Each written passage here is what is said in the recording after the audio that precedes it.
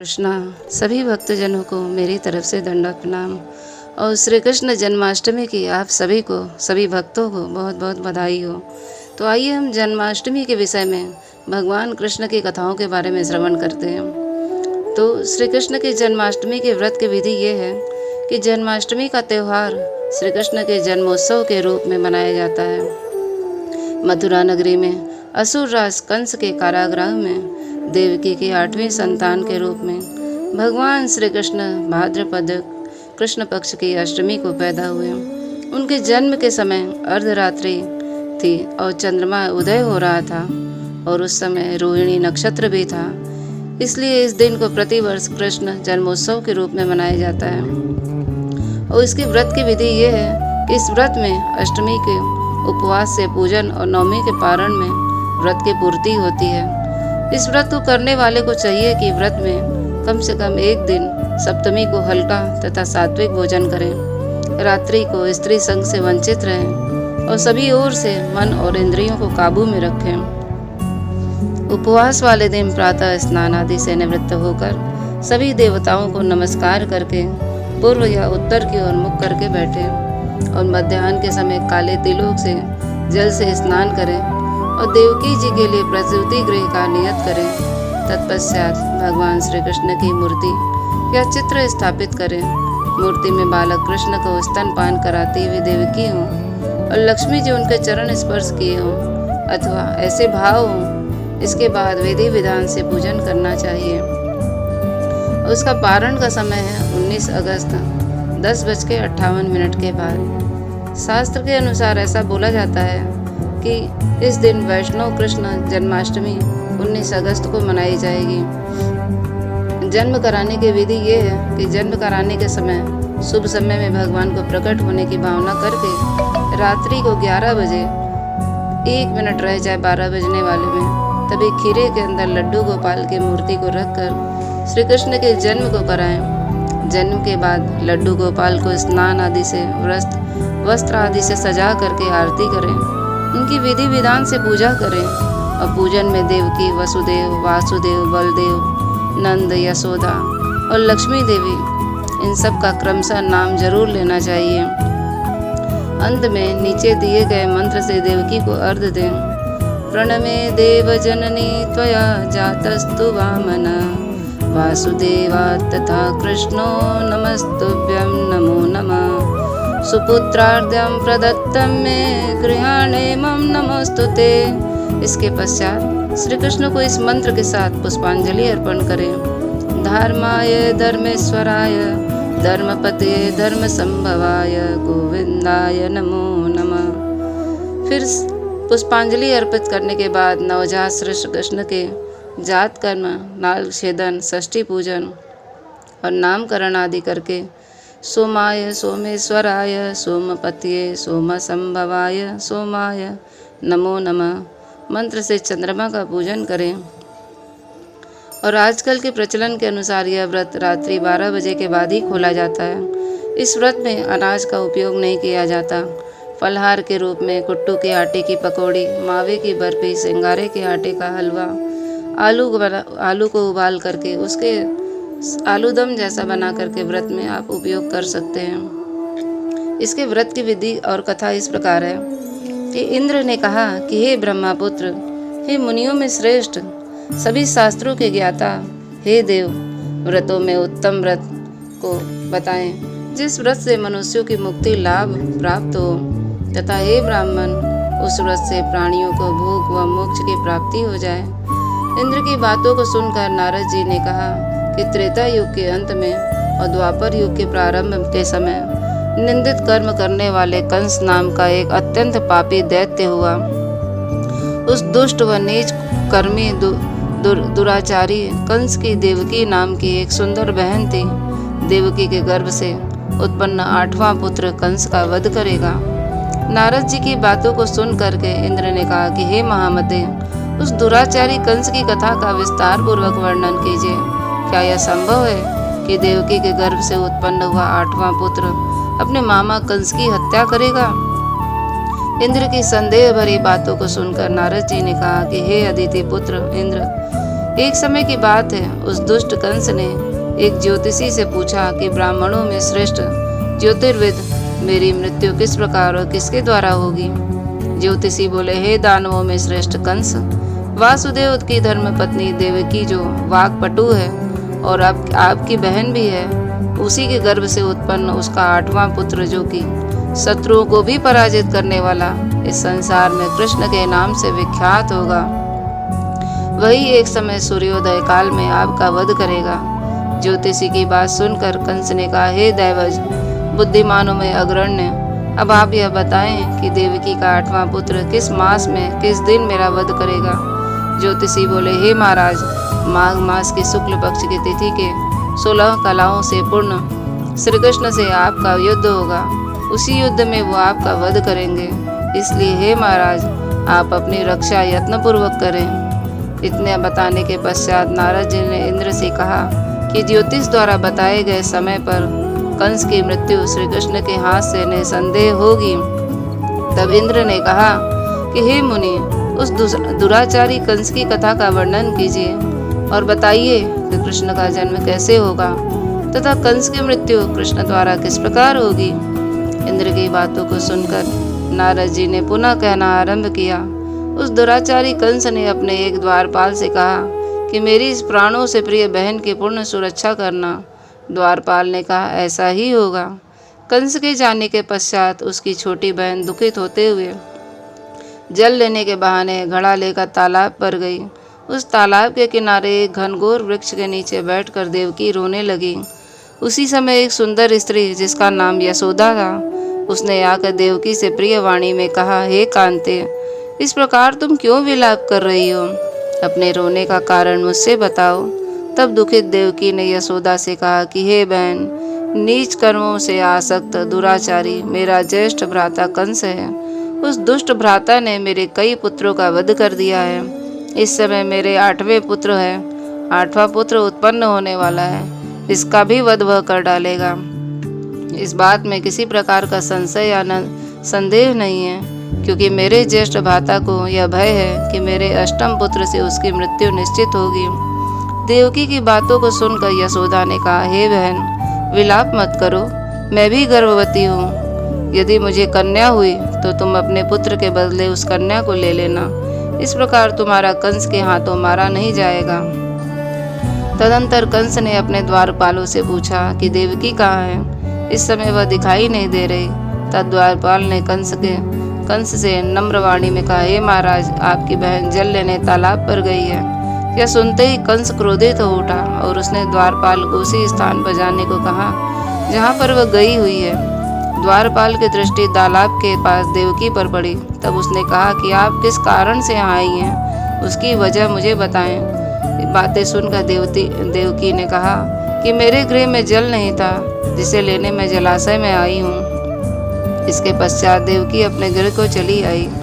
कंस ने पुनः द्वारपाल से कहा कि इस गृह में मेरी बहन की तुम पूर्णतः रक्षा करो। अब कंस को इतना भय लगने लगा कि घर के भीतर दरवाजों में विशाल ताले बंद करवा दिए और दरवाजे के बाहर दैत्यों और राक्षसों को पहरेदारी के लिए नियुक्त कर दिया गया। कंस हर प्रकार से अपने प्राणों को बचाने का प्रयास करता रहा। एक समय सिंह राशि के सूर्य में, आकाश मंडल में, जलधारा में मेघों ने अपना प्रभुत्व स्थापित किया। भादो मास के कृष्ण पक्ष की 8वीं तिथि को घनघोर अर्धरात्रि थी। उस समय चंद्रमा भी वृष राशि में था। रोहिणी नक्षत्र बुधवार के दिन सौभाग्यवश संयोग से संयुक्त चंद्रमा की आधी रात्रि में उदय होने पर आधी रात के उत्तर पर एक घड़ी जब हो जाए तो श्रुति स्मृति और पुराणोक्त फल निसंदेह प्राप्त होता है। इस प्रकार बताते हुए नारद जी ने इंद्र से कहा कि ऐसे ही विजय नामक शुभ मुहूर्त में श्री कृष्ण का अवतरण हुआ और श्री कृष्ण के प्रभाव से उसी क्षण बंदी गृह के सारे दरवाजे स्वयं ही खुल गए। द्वार पर पहरा देने वाला पहरेदार राक्षस सभी मूर्छित हो गए। देवकी ने उसी क्षण अपने पति वासुदेव से कहा, हे स्वामी, आप निद्रा का त्याग करें और मेरे इस 8वें पुत्र को गोकुल में ले जाएं। वहाँ इस पुत्र को नंद गोप की धर्म पत्नी यशोदा को दे दें। उस समय यमुना जी पूर्ण रूप से बाढ़ग्रस्त थी, किंतु जब वसुदेव जी बालक कृष्ण को सूप में लेकर यमुना जी की ओर पार कर रहे थे, उतरे उसी क्षण बालक के चरणों का स्पर्श होते ही यमुना जी अपने पूर्व स्थिति के रूप में आ गई। किसी प्रकार से वसुदेव देवकी जी गोकुल पहुँचे और नंद के गृह में प्रवेश करके उन्होंने अपना पुत्र तत्काल उन्हें दे दिया और उसके बाद वे उनकी कन्या को ले ली। फिर तत्क्षण वहाँ से वापस आकर कंस के बंदी गृह में पहुँच गए। प्रातःकाल जब सभी राक्षस पहरेदार निद्रा से जागे तो कंस ने द्वारपाल से पूछा कि तुम देवकी के गर्भ से क्या हुआ, इस बात का पता लगाकर मुझे बताओ। द्वारपालों ने महाराज की आज्ञा को मानते हुए कारागार में जाकर देखा तो वहाँ देवकी की गोद में एक कन्या थी, जिसे देखकर द्वारपालों ने कंस को सूचित किया, किंतु कंस को तो उस कन्या के भय होने लगा। अतः वह स्वयं कारागार में गया और उसने देवकी के गोद से कन्या को झपट लिया और उसे एक पत्थर की चट्टान पर पटक दिया, किंतु वह कन्या विष्णु की माया से आकाश की ओर चली गई और अंतरिक्ष में जाकर विद्युत के रूप में परिणित हो गई। उसने कंस से कहा, अरे दुष्ट, तुझे मारने वाला गोकुल में नंद के गृह में उत्पन्न हो चुका है और उसी से तेरी मृत्यु निश्चित है। मेरा नाम तो वैष्णवी है, मैं संसार के कर्ता भगवान विष्णु की माया से उत्पन्न हुई हूँ। इतना कहकर वह स्वर्ग की ओर चली गई। उस आकाशवाणी को सुनकर कंस क्रोधित हो उठा। उसने नंद जी के गृह में पूतना राक्षसी को कृष्ण का वध करने के लिए भेजा, किंतु वह जब राक्षसी कृष्ण को स्तनपान कराने लगी तो कृष्ण के उसके स्तन से उसके प्राणों को खींच लिया और वह राक्षसी कृष्ण कृष्ण कृष्ण कृष्ण कहते हुए मृत्यु को प्राप्त हुई। जब कंस को पूतना के मृत्यु का समाचार प्राप्त हुआ तो उसने कृष्ण का वध करने के लिए क्रमशः केसी नामक दैत्य को अश्व के रूप में, उसके पश्चात अरिष्ट नामक दैत्य को बैल के रूप में भेजा, किंतु ये दोनों भी कृष्ण के हाथों मृत्यु को प्राप्त हुए। इसके पश्चात कंस ने कालाख्यान नामक दैत्य को कौवे के रूप में भेजा, किंतु वह भी कृष्ण के हाथों मारा गया। अपने बलवान राक्षसों की मृत्यु के आघात से कंस अत्यधिक भयभीत हो गया। उसने द्वारपालों को आज्ञा दी कि नंद को तत्काल मेरे समय उपस्थित करो। द्वारपाल नंद को लेकर जब उपस्थित हुए तब कंस ने नंद जी से कहा कि यदि तुम्हें अपने प्राणों को बचाना है तो पारिजात के पुष्प ले आओ, यदि तुम नहीं ला पाए तुम्हारा वध निश्चित है। कंस की बातों को सुनकर नंद ने ऐसा ही होगा कहकर अपने गृह की ओर चले गए। घर आकर उन्होंने संपूर्ण वृत्तांत अपनी पत्नी यशोदा को सुनाया, जिसे सुनकर श्री कृष्ण भी सुन रहे थे। एक दिन श्री कृष्ण अपने मित्रों के साथ यमुना नदी के किनारे गेंद खेल रहे थे और अचानक स्वयं ने ही गेंद को यमुना में फेंक दिया। यमुना में गेंद फेंकने का मुख्य उद्देश्य यही था कि वे किसी प्रकार पारिजात पुष्पों को ले आएं। अतः वे कदम्ब के वृक्ष पर चढ़कर यमुना में कूद पड़े। कृष्ण के यमुना में कूदने का समाचार श्रीधर नामक गोपाल ने यशोदा को सुनाया। यह सुनकर यशोदा भागती हुई यमुना नदी के किनारे पर आ पहुंची। उसने यमुना नदी से प्रार्थना करते हुए कहा कि हे यमुने, यदि मैं बालक को देखूंगी तो भाद्रपास की रोहिणी युक्त अष्टमी का व्रत अवश्य करूंगी, क्योंकि दया दान सज्जन प्राणी ब्राह्मण कुल में जन्म, रोहिणी युक्त अष्टमी, गंगा जल एकादशी, गाय श्राद्ध और रोहिणी व्रत से भी सभी से दुर्लभ है। हजारों अश्वमेघ यज्ञ, सहस्त्रों राजसूय यज्ञ, दान तीर्थ व्रत करने से जो फल प्राप्त होता है वह सब कृष्ण अष्टमी के व्रत को करने से प्राप्त हो जाता है। यह सब नारद ऋषि ने इंद्र से कहा। इंद्र ने कहा, हे मुनियों में श्रेष्ठ नारद, यमुना नदी में कूदने के बाद उस बाल रूपी कृष्ण ने पाताल में जाकर क्या किया, यह संपूर्ण वृत्तांत बताइए। नारद ने कहा, हे इंद्र, पाताल में उस बालक ने नागराज की पत्नी से कहा कि तुम यहाँ क्या कर रही हो, कहाँ से आई हो और यहाँ आने का क्या प्रयोजन है। नाग पत्नी बोली, हे कृष्ण, क्या तूने ध्रुत क्रीड़ा की है जिसमें अपनी समस्त धन हार गया हो? यदि यह बात ठीक है तो कंकड़ मुकुट और मणियों का हार लेकर अपने गृह में चले जाओ, क्योंकि इस समय मेरे स्वामी शयन कर रहे हैं। यदि वो उठ गए तो वे तुम्हारा भक्षण कर जाएंगे। नाग पत्नी की बातों को सुनकर कृष्ण ने कहा, हे कांते, मैं किस प्रयोजन से आया हूँ यह वृत्तांत मैं तुम्हें बताना चाहता हूँ। समझ लो कि मैं कालिया नाग के मस्तक को कंस के साथ धूत में हार चुका हूँ और वही लेने के लिए यहाँ आया हूँ। बालक कृष्ण की बातों को सुनकर नाग पत्नी अत्यंत क्रोधित हो उठी और अपने सोए हुए पति को उठाते हुए उसने कहा कि हे स्वामी, आपके घर में यह शत्रु आया है अतः आप इसका हरण कीजिए। अपनी स्वामिनी की बातों को सुनकर कालिया नाग निद्रावस्था से जाग पड़ा और बालक कृष्ण से युद्ध करने लगा। इस युद्ध में कृष्ण को मूर्छा आ गई। उसी मूर्छा को दूर करने के लिए उन्होंने गरुण का स्मरण किया। स्मरण होते ही गरुण वहां आ गए। श्री कृष्ण अब गरुण पर चढ़कर कालिया नाग से युद्ध करने लगे और उन्होंने कालिया को युद्ध में पराजित कर दिया। अब कालिया नाग ने भली भांति जान लिया था कि मैं जिनसे युद्ध कर रहा हूँ भगवान विष्णु के अवतार हैं और श्री कृष्ण ही है। अतः उन्होंने कृष्ण के चरणों में साष्टांग प्रणाम किया। अब पारिजात से उत्पन्न बहुत से पुष्पों से मुकुट में रखकर कृष्ण को भेंट किया। जब कृष्ण चलने लगे तब कालिया नाग की पत्नी ने कहा, हे स्वामी, मैं कृष्ण को नहीं जान पाई। हे जनार्दन, मंत्र सहित क्रिया रहित भक्ति भाव से मेरी रक्षा करिए। हे प्रभु, मेरे स्वामी मुझे वापस दे दें। तब श्री कृष्ण ने कहा, हे सर्पणी, दैत्यों में जो सबसे बलवान है उस कंस के सामने तेरे पति को ले जाकर छोड़ दूंगा, अन्यथा तुम अपने गृह को चली जाओ। अब श्री कृष्ण कालिया नाग के फन पर नृत्य करते हुए यमुना की ओर पार कर गए। इधर कंस भी विस्मित हो गया तथा कृष्ण प्रसन्नचित होकर गोकुल लौट आए। उनके गोकुल आने पर उनकी माता यशोदा ने विभिन्न प्रकार से उत्सव किया। अब इंद्र ने नारद मुनि से पूछा कि हे महामुनि, संसार के प्राणी बालक श्री कृष्ण के आने पर अत्यधिक आनंदित हुए। आखिर श्री कृष्ण ने क्या क्या चरित्र किया, वह सभी आप मुझे बताने का कृपा करें। नारद ने इंद्र से कहा, मन को हरने वाले मथुरा नगर यमुना नदी के दक्षिण भाग में स्थित है। वहाँ कंस का महाबलशाली भाई चाणून रहता था। उस चाणून ने श्री कृष्ण के मल्ल युद्ध की घोषणा कर दी। हे इंद्र, कृष्ण एवं चाणून का मल्ल युद्ध अत्यंत आश्चर्यजनक हुआ और कृष्ण की अपेक्षा कृष्ण बलराम रूप में थे। मेरी शंख और मृदंग के शब्दों के साथ कंस और केसी इस युद्ध को मथुरा की जनसभा में मध्य में देख रहे थे। श्री कृष्ण ने अपने पैरों को चारुण के गले में फंसाकर उसका वध कर दिया। चारुण की मृत्यु के पश्चात उनका मल्ल युद्ध केसी के साथ हुआ। अंत में केसी भी युद्ध में कृष्ण के द्वारा मारा गया। केसी के मृत्यु के उपरांत मल्ल युद्ध देख रहे सभी प्राणी श्री कृष्ण की जय जयकार करने लगे। बालक कृष्ण द्वारा चारुण और केसी का वध होना कंस के लिए अत्यंत हृदय विदारक था। अतः उसने सैनिकों को बुलाकर उन्हें आज्ञा दी कि तुम सभी अस्त्र शस्त्रों से सुसज्जित होकर कृष्ण से युद्ध करो। हे इंद्र, उसी क्षण से कृष्ण ने गरुण, बलराम तथा सुदर्शन चक्र का ध्यान किया, जिसके परिणाम स्वरूप बलदेव जी सुदर्शन चक्र लेकर गरुण पर आरूढ़ होकर आए।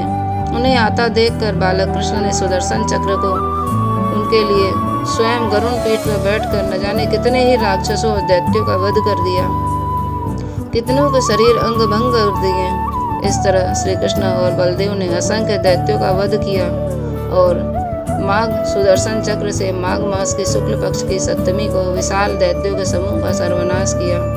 जब अंत में केवल दुराचारी कंस ही बच गया तो कृष्ण ने कहा, हे दुष्ट, अधर्मी, दुराचारी, मैं इस महायुद्ध स्थल पर तुझसे युद्ध कर तथा तेरा वध कर इस संसार को तुझसे मुक्त कराऊंगा। यह कहते हुए श्री कृष्ण ने उसके केसों को पकड़ लिया और कंस को घुमाकर पृथ्वी पर पटक दिया, जिससे वह मृत्यु को प्राप्त हुआ। कंस के मरने पर देवताओं ने शंख, घोष व पुष्प वृष्टि की। वहां उपस्थित समुदाय श्री कृष्ण की जय जयकार करते रहे और कंस की मृत्यु पर नंद देव की, वसुदेव, यशोदा और इस प्रकार के सभी प्राणियों ने यह हर्ष पूर्वक ये पर्व मनाया, कृष्ण अष्टमी को। हरे कृष्णा। तो ये संक्षेप में भगवान श्री कृष्ण के अवतरण की कथा है, जो बहुत ही सुंदर है और आप लोग से सुना ही होगा ये कथा को, पर ये नया कोई कथा नहीं है। परंतु ये कथा जब विधि विधान पूर्वक शास्त्र सम्मत सुनेंगे तो ये बहुत ही लाभकारी होगा और ख़ास तौर पे जब कृष्ण अष्टमी हो तो उस दिन इसे जरूर सुनना चाहिए। अनंत गुना फल मिलेगा। और जो निराहार रहकर भगवान का व्रत करेगा, बिना जल पिए 12 बजे रात्रि तक भगवान का अभिषेक करके जल ग्रहण करेगा, तो उसको 20 करोड़ यज्ञ फल, एकादशी का फल, जो 20 करोड़ एकादशी आप करेंगे उसका एक जन्माष्टमी व्रत करने का फल मिलेगा। हरि बोल। तो आप सब जरूर करिएगा ये व्रत को, और कथा आपको कैसा लगा ये हमें ज़रूर बताइएगा। तब तक सदा जपते रहिए हरे कृष्णा कृष्ण कृष्ण हरे हरे, हरे राम राम राम हरे हरे, और साथ में गाते रहिए नंद घरा नंद भयो जय कन्हैया लाल की। हाथी दिने घोड़ा दिने और दिने पाल की। नंद घरा नंद भयो जय कन्हैया लाल की। हरि बोल।